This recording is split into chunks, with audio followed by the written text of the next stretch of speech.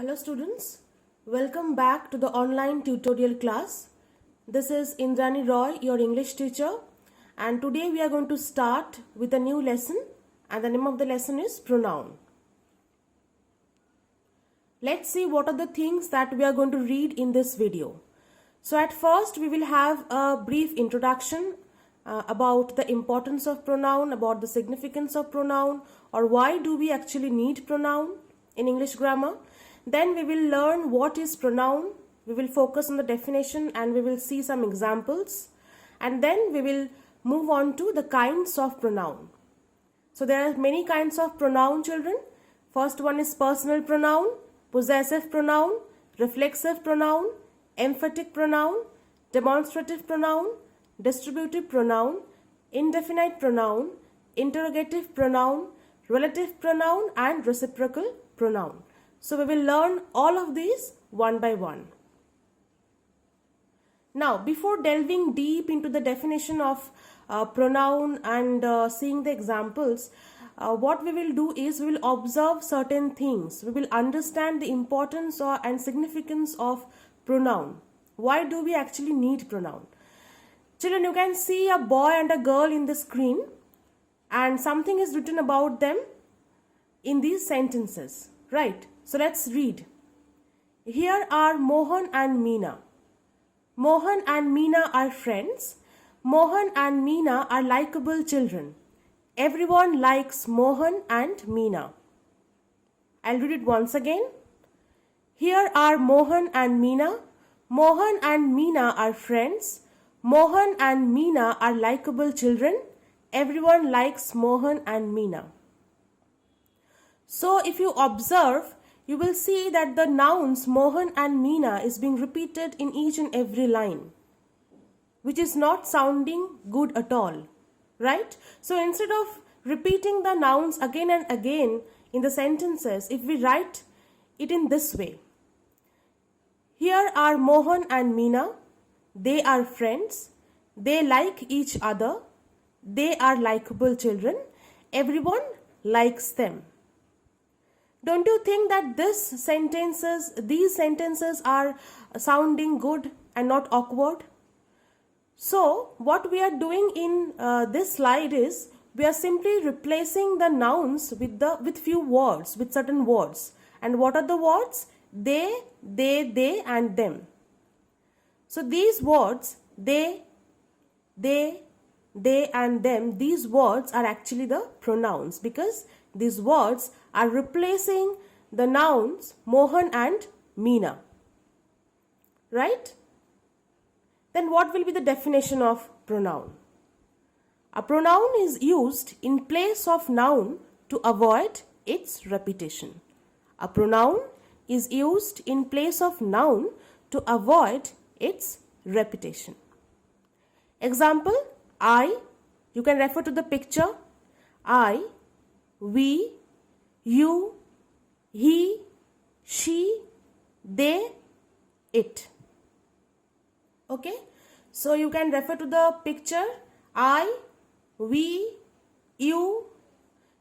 So when this man is referring to the single lady, he is saying you. Also to all the three people, there also he is referring you. Then she, he, they, it. Okay.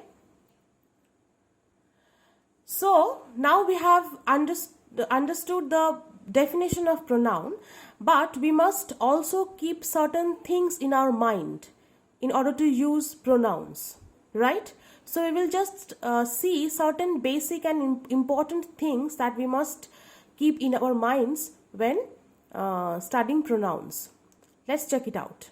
So the first one is we need noun reference to use pronouns. Children, you need to have a noun reference in order to replace it, right? Because pronouns, we know, pronouns replaces noun. So without a noun, you won't get the opportunity to replace anything. So the first point is we need noun reference to use pronouns in a sentence. Next one is subject-verb agreement must be followed. Now when we are replacing the nouns with pronouns, we must also keep in our mind that whether the subject and the verb, subject-verb agreement is followed in that particular sentence or not. So this also we have to keep in our mind. Number 3, pronouns don't have apostrophe. Now many of us do this mistake. We generally tend to give apostrophe s when we write its or hers, theirs, which is incorrect. So pronouns don't have apostrophe. So if you are writing it apostrophe s in case of a pronoun, that is incorrect, children. The correct one is its. There is no apostrophe. There is no apostrophe in case of possessive pronouns as well. So her apostrophe s is incorrect. hers is the correct one. Theirs, theirs. Okay, so there is no apostrophe. Remember this. In pronouns, there is no apostrophe s. Next point is very important, very interesting too. There should be no noun after a pronoun. This thing we must be very, we must remember this particular point. There should be no noun after a pronoun.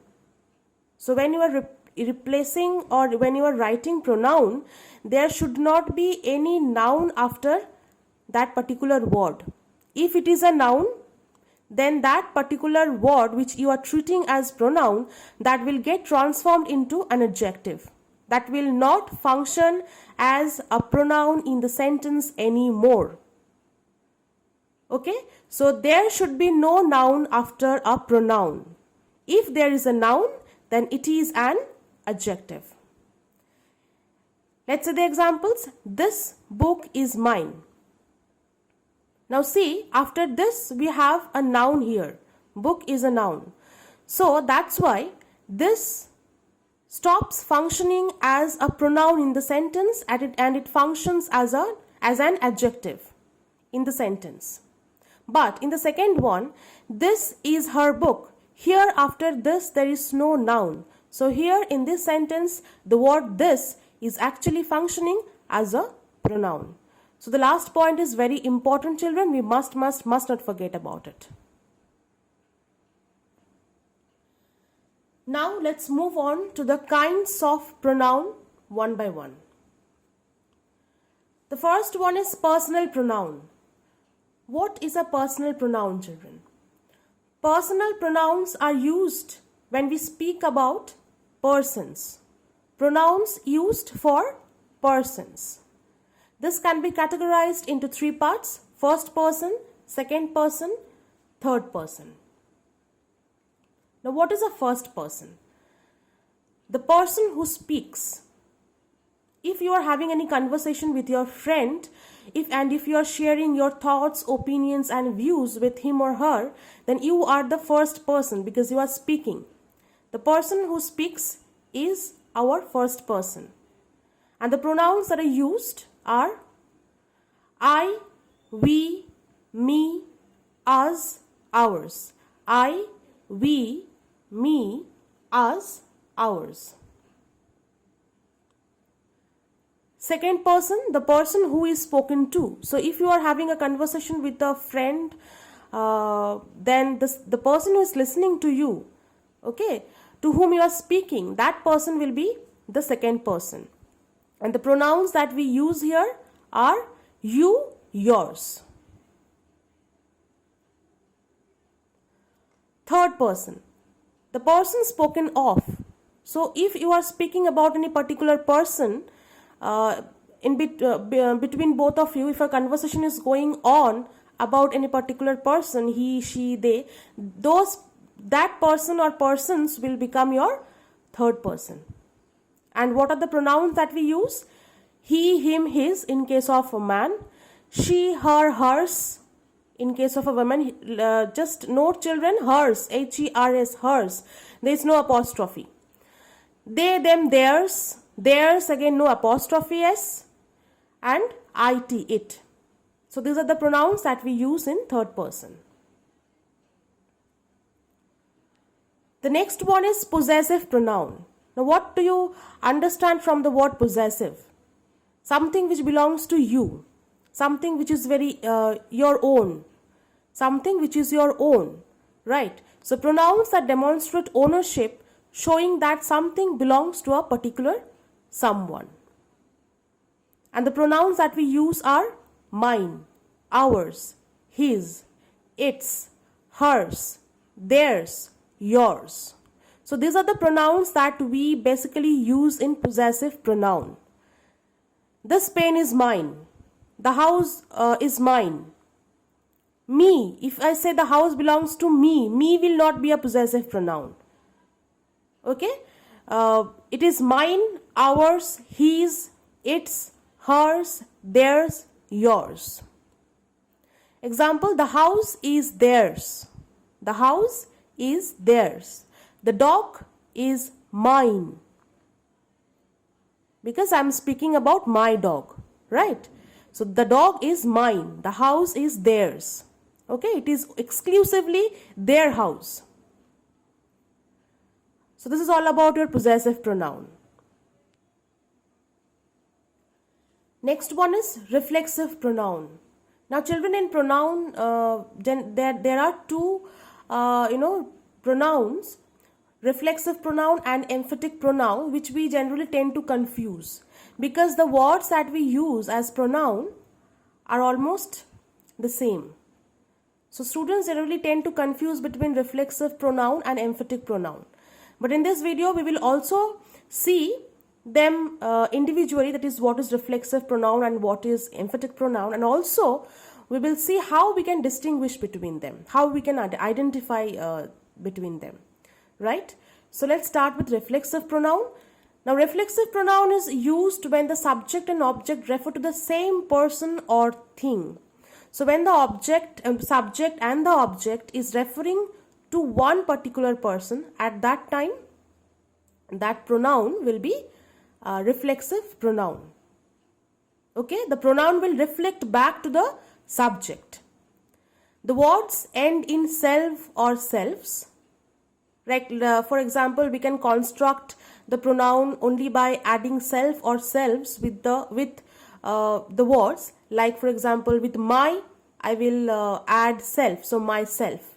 With them, I will add selves, themselves, ourselves. Fine. Now the pronouns that are used, myself, herself, himself, themselves, ourselves, etc. We will also see a sentence structure. Okay, the sentence structure of reflexive pronoun. Subject plus verb plus reflective pronoun plus object. So if we keep in mind the sentence structure, this will help us in identifying the reflexive pronoun and will also help us to distinguish between reflexive and emphatic pronoun, right? So this sentence structure must be kept in mind. Subject plus verb plus reflective pronoun plus object. Now the object that I have mentioned here will always be an indirect object and not a direct object, right? So in reflexive pronoun, the objects are always indirect objects, right? Now let's look at the example. I locked myself out of the window. I, subject, locked, verb, reflective pronoun, myself, right? Rima enjoyed herself in the party. Rima, subject, enjoyed, verb, reflective pronoun, herself. The next one, I treated myself to a chocolate bar. So these are some of the examples of reflexive pronoun. So once again, I am just reading the examples. I locked myself out of the house. Rima enjoyed herself in the party. I treated myself to a chocolate bar. So we must always remember that reflexive pronouns reflect back to the subject. Okay. Now we will move on to emphatic pronouns. Now from the word emphatic, what can you understand? Emphatic pronouns are used to emphasize on a subject or object of a sentence. We generally put emphasis, okay, on something. A sentence will make complete sense even without an emphatic pronoun. So how to distinguish between reflexive and emphatic? If we take out the emphatic pronoun from a sentence, the sentence will still convey the complete meaning of it. Okay? And the pronouns that we generally use are the same: myself, herself, himself, themselves, ourselves, etc. The pronouns are same, but the functions are different, right? Reflexive and emphatic pronouns, the pronouns are same, but the functions are totally different. So emphatic pronouns will emphasize on the subject and the object, and also if we take out the emphatic pronoun from the sentence will convey its meaning without any hindrance, right? Let's take out the examples. We saw the king himself. I myself will take the care. I myself bought the chocolate bar. We saw the king. If I put a full stop here, the sentence is conveying its meaning. I will take the care. If I omit myself, then also I can understand the sentence properly. I bought the chocolate bar. Here also I can understand the meaning of the sentence very clearly. So I hope from now onwards you will not get confused between reflexive and emphatic pronouns.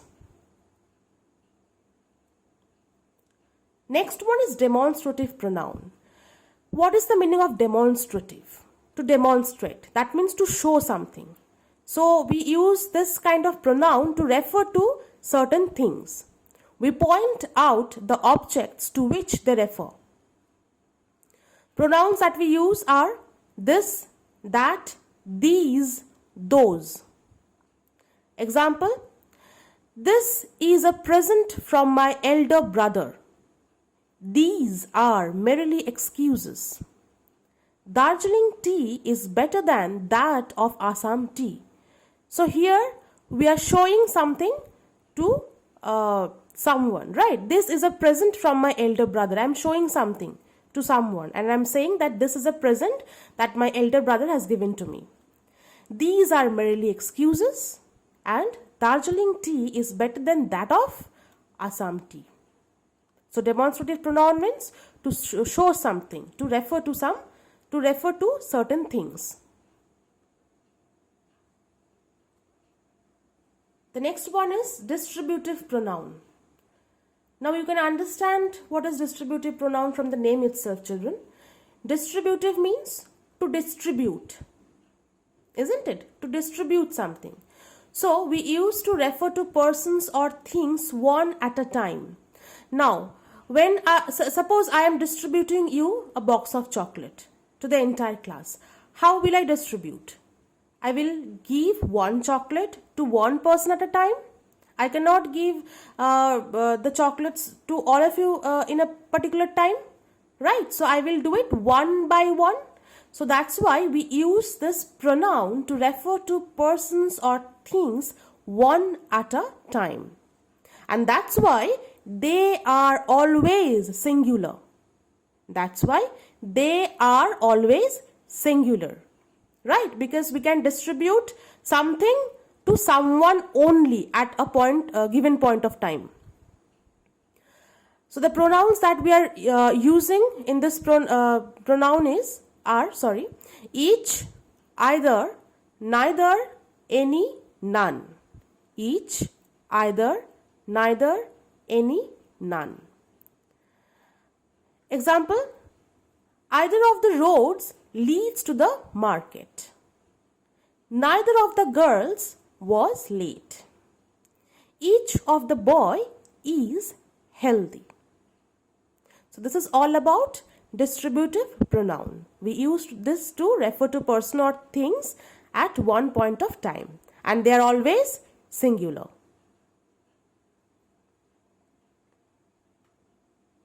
Indefinite pronoun. What is indefinite? Something which is not definite, isn't it? Something which is not particular, something which is not specific. From the name only we can understand that indefinite pronoun will refer to any such thing which is not definite, okay, which is not concrete, which is not specific, particular. So an indefinite pronoun does not refer to any specific person, thing or amount. An indefinite pronoun does not refer to any specific person, thing, or amount. The pronouns used are somebody, anybody, anything, several, some, nobody, another, all, few. Right? Now, the examples. Anyone can go for the party. So, I am not pointing any particular person. I am saying that anybody can go. Anybody can go. Anyone can go for the party. I invited 5 friends but nobody have come. So, in this second example also, I am not pointing to any particular person. Okay? So, this is all about your indefinite pronoun. Okay? So, we must keep this in mind that indefinite pronoun refers to, does not refer to any particular person or thing. And the pronouns that we use are somebody, anyone, anything, several, some, nobody, another, all, and few. Right? So, let's move on to the next one. Interrogative pronoun. Now, interrogative pronouns are used to ask questions. This is very easy. So, interrogative pronouns are used when we tend to ask questions. And the pronouns that we use are who, whom, where, whose, which. We all know this.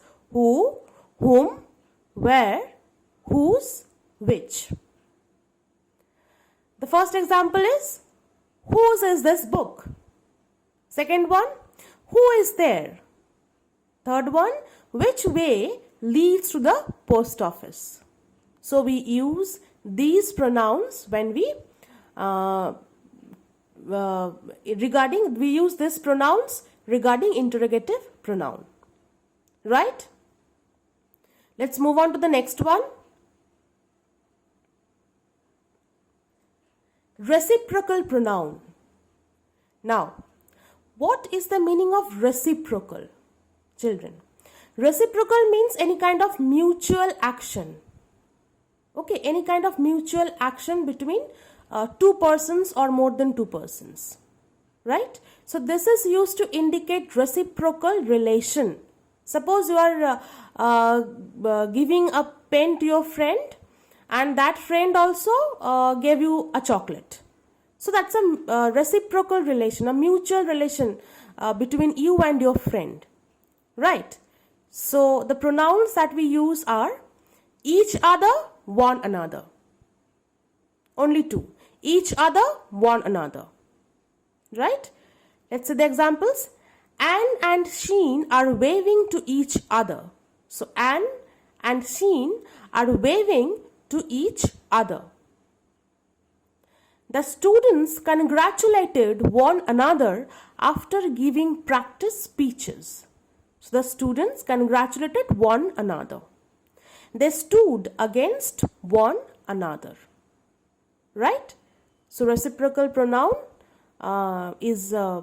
we use reciprocal pronoun when we refer to any kind of mutual action, any kind of reciprocal relation. Right? Next one is relative pronoun. Now, a relative pronoun is a type of pronoun that often introduces dependent or relative clauses in a sentence. In sentences. Okay, so relative pronoun is a type of pronoun that often introduces the dependent clauses in the sentences. Children, you already know what is an independent clause and what is a dependent clause. And you also know about complex sentences where we use an independent clause and a dependent clause joined by the subordinating conjunctions. Right? We already know this. We have done this in our classes. So, this relative pronoun is a type of pronoun that often introduces the dependent clause in the sentence. Or we can also say that it links the dependent clause to its to its main clause. Links the dependent clause to its main clause. So, the second point, they are known as linking pronoun as they link the dependent relative clause to its main clause. And what are the pronouns? Who, whoever, whom, whomever, that, which, when, where, and whose. First example, the cyclist who won the race trained hard. The cyclist who, linking, okay, won the race trained hard. Spaghetti, which we eat at least twice a week, is one of my family's favorite meals. So, relative pronouns are used to link the dependent clause to the main clause. Right? So, here also we are having some of the pronouns which are similar to interrogative pronoun. Who, whom, which, isn't it? But how they are differing from each other? They are differing in their functions. They are differing in their functions. Right? So, interrogative and relative pronoun, they are also using the same kinds of pronoun, but they are differing in their functions. Also, in reflexive and emphatic pronoun, they are using the same kinds of pronouns, but they are also differing in the functions that they are doing in particular sentences. So, one by one, we have seen what is the need of pronoun in English grammar, right? What is the importance and significance of it? Why do we need to use pronoun? Then we saw the definition of pronoun, okay, and some basic important rules that we must keep in our mind, right? And then we saw and discussed the kinds of pronouns one by one. So, thank you very much, children. In the next video, I will again come up with an entirely new lesson. Till then, take care. Bye.